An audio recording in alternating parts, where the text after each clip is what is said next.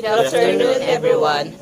So we are here to present our defense, which is ecotourism plan. So we are group 3. So before we start, let me first introduce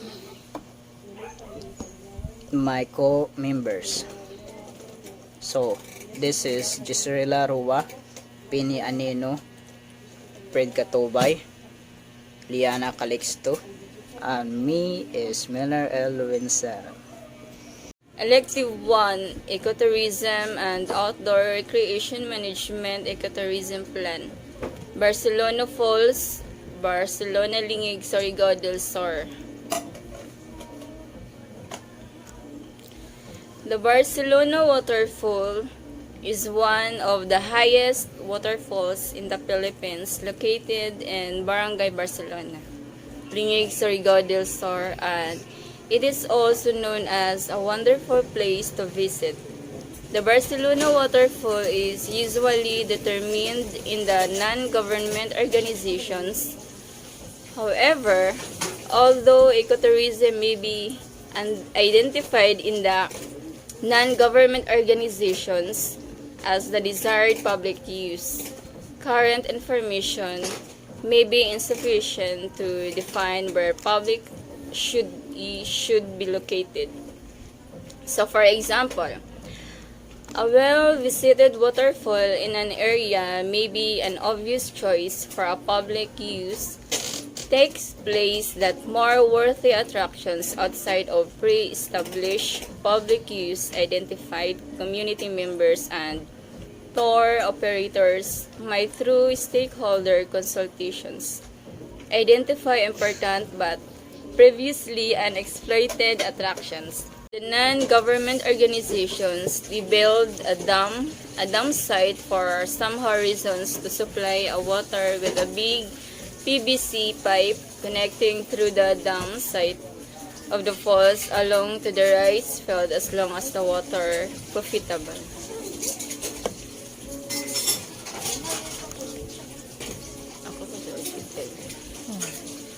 So these is our objectives of the ecotourism venture plan. The objectives to create an ecotourism strategy for protected areas that want to be better managed tourists. Better management may involve either promoting or limiting tourism in the area. So the first one is to assess the current tourism situation and potential. Second one, to determine a desirable tourism situation and identify steps to reach it. The third one, to write an ecotourism strategy document. The fourth, environmental and cultural awareness. The fifth, benefit for the local communities. And the last one is benefit for environment. Description of proposed ecotourism venture in Barcelona Waterfall. We essentially provide nature for tourists. Day visit. Before we went to Barcelona Waterfall, we asked permission to barangay official of Barangay Barcelona. We asked about the history of waterfall and they guide us to visit the area of Barcelona Waterfall. We experience and we explore the area, the natural beauty of waterfall. The location of the falls is simply, you need to trek or travel to the mountains to get there. Posing everywhere, we enjoy the place to ourselves since no other tourists are there. And besides, it's already mid-afternoon at the time of our visit. There is a resort in the area offering activities at the waterfalls. Unfortunately, we cannot simply avail of it due to rainy weather conditions, bringing water levels high and not safe for the adventurers.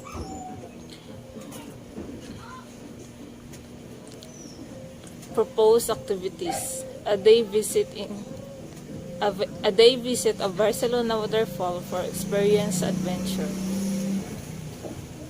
The day visit we include the following activities: hiking, aboard and boat, rock climbing, observation of flora and fauna, lunch, Seafood cooked in a traditional oven with locally grown fresh vegetables and sauces made from native plants. Observation of astronomical phenomena. Flora and fauna rescue programs. Opportunity to ask questions and discuss issues with guides and other interested volunteer community people. Swimming, jumping in the water. Impacts of the environment. Environment history of the area. Barcelona Falls is one of them, one of the majestic waterfalls sitting in the outskirts of the Lingig, Surigao del Sur, of their source of living and fountain of their lives. The fall's name is from their place. A waterfall is hidden solitary in the midst of the forest and a part of the 5-kilometer long, but before you glimpse of the wonder of the nature, one has to go through the heart-thumping cardio workout and take 100 steps down to see the whole beauty. And the other to get there was riding a boat passing in the Barcelona Bridge. In 2012, Lingig was greatly hit by the typhoon Pablo, and Barcelona Falls was not spared. The forest surrounding the rivers was almost unrecognized, but through the help of the NGOs is now backing in the full of glory. Last vegetation can now be seen on the both of each sides, adding the beauty to the waterfall. As you can near, the roars of the pouring water will grow louder and louder, signaling that you are already near your destination. You see the complete view of Barcelona Falls upon taking you the last step down. Barcelona Falls have not yet entrance free under the development because of lack of Barcelona Falls have been honor. Visitors can bring their own food with the nice views of the falls. Possible impact of the management strategies. The following possible impacts: land care, water and water usage, pollution, energy and resources, and it is possible to the management. The negative impact and the study on how to minimize damage on trees, road houses, improper garbage disposal, water contamination, harming animals in the forest, forest destruction, food exploitation, air pollution, deforestation, control walkways and hallways, impose the proper disposal, put a garbage bin with a label in every corner, proper garbage disposal, put a signage about the section, ensure the safety of the forest, put in signage of the section, target enough food of sustainable, limit the burning fossil fuel, plant trees. Positive impacts. The purpose of ecotourism will be ecotourism venture will continue to work and operate in the spirit of the land can and resource sustainable by the currently motivates the locally community people and environment groups. One, paid and voluntary basis that ecotourism members will be involved in the land care and resource maintain activities, then will resort in maintain of existing signage, maintain of the toilet facilities, campsite and others location, construction of the fencing and signage and meetings, construction of fencing and signage at meeting, monitoring and recording numbers of the plants, wildlife species, protection of the site and environment, cultural signage, provision and camping and bush walking of instructor that can be enjoyed by the local residents and visitors, support of the local resources, monitoring changes of environment, population pollution and water quality, development and maintenance of infrastructure to protect important sites and the environment. A base model of the local venture, wildlife preservation, less waste, planting or native trees, shrubs, and grasses for the regeneration program. So, cultural consideration. There are possible negative effects on management strategy. The following outlines possible negative impacts on our culture and strategies to be put in place to minimize these impacts. So, negative impact. Misinterpretation of artworks opens to any individual in barangay. Misinterpretation of minimization strategy. Let the artist explain his or her work. Establish good rapport with one another. Encourage the artist to make his own work. At least one member of the higher authority will supervise and guide every step to make suggestion for change in necessary. Education younger staff members. Answer any difficult or sensitive visitor questions. So there are positive impacts. So positive impacts on the protection and maintenance of our culture are preservation of our culture by passing on the younger generation. Younger generation will learn important cultural skills, involvement of a range of people in the community and cultural aspect of the venture, pride in culture heritage, cultural exchange with other indigenous groups, and appreciation of indigenous culture among non-indigenous people, preservation of sites of cultural significance, location, and recording of more sites of cultural significance, support for the local art and craft industry. So, economic and social issues. Community support. Barangay Barcelona is assisting the community to find the social determinants of your issue. The purpose of community assessment is largely to assess the community for needs and assist, but the strategies it proposes are equally useful in searching for social determinants of health and development. Start by taking to people, community leaders, members of the group most affected by the issues, government officials, staff and volunteers of non-governmental health and community development organization or NGOs. So community activities and organizers, anyone who has a stake in the issue you are trying to address. So we have also the impact on communities. So political issue. Many interest groups in Barangay Barcelona have been asked for their contribution.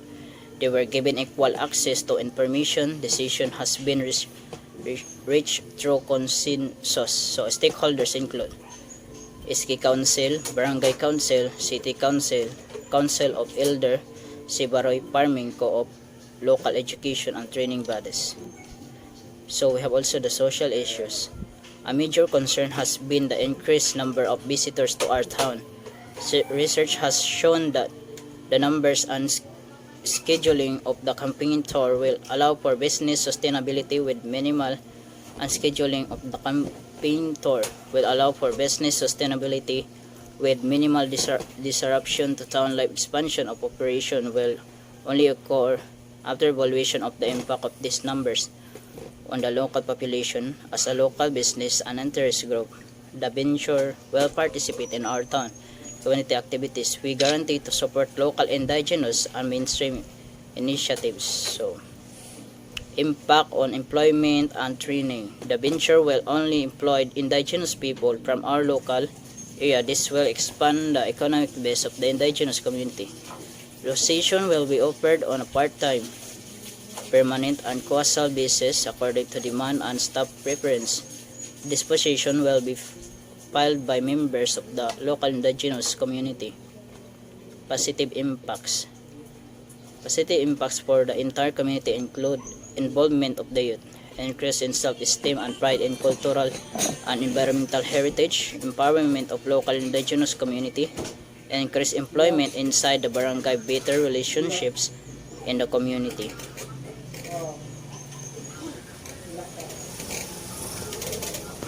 Health, safety, and security, law and regulation, satisfaction sa safety and security is the main priority of this plan. To be able to let our visitor comfortably explore their visit in the spot and vital aside from the fact that they can also promote the spot of the others by sharing that the place is safe. It also our duty to keep them safe and secure. The following are the rules and regulations to be followed to maintain health, safety, and security. Always follow the signage provided for safety in every corner. Good communication, cleaning and maintenance of the area. Staff responsibilities. Staff should be well trained to that they could perform their duties without any restriction, and that could also avoid any danger inside the facility to the visitors as well.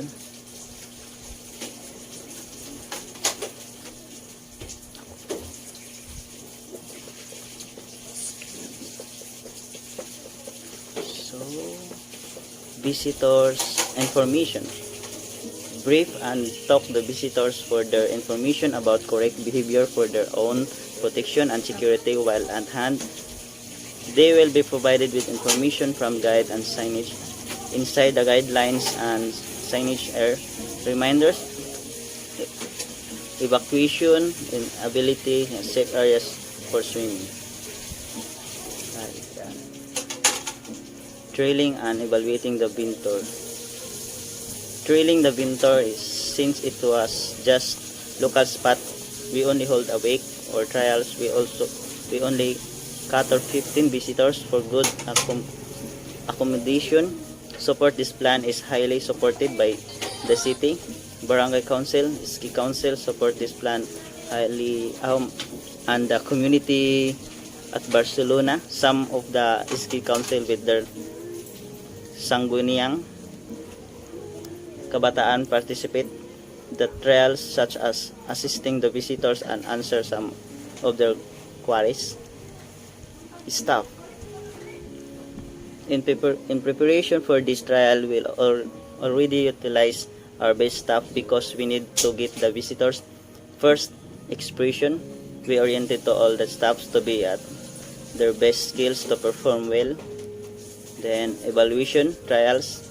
We prepared the comment box of the exit portion to cater the visitor comments and feedback of their experience. Some of the review feedback was the following. So, the falls is clean. The hiking area is organized and clean too. The signage was informative and nice as well. Then the overall experience was fun and exciting.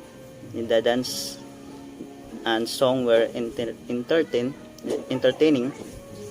Then people and accommodating.